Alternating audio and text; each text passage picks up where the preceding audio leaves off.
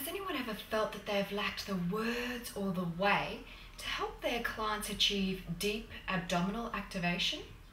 What did you do about it?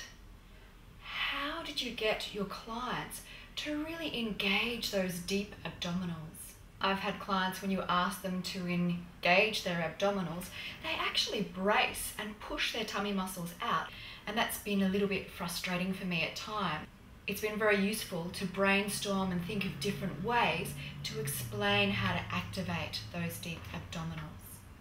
I've found one successful way for me is to really focus on lifting in and up through the pelvic floor, and that's been a key to helping those clients achieve that deep abdominal activation.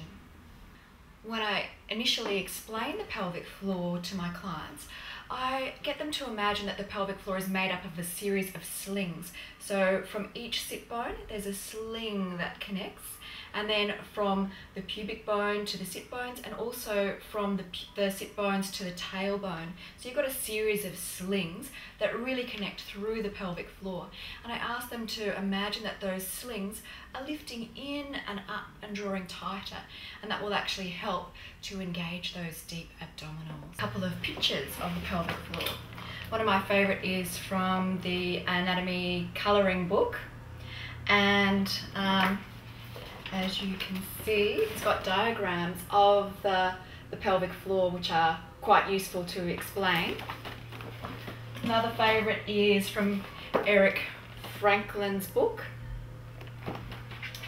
and you can see the pelvic floor there, and you can even imagine the pelvic floor really lifting up and giving that sense of energy right through the center.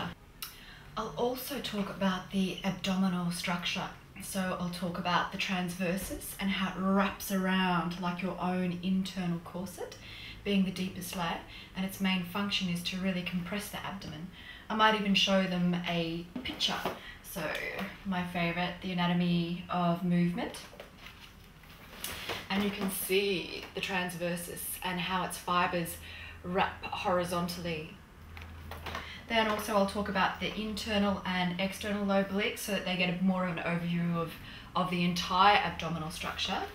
So there we have the internal obliques and the external obliques, so they can really see where the fibers are and what direction they wrap and what function they might be used for. And then I'll show them the rectus abdominis. So I like these pictures because they're nice and clear and very simple, and I find that having that visual can really help people to focus on which layer of abdominals that they're really working and how it should feel.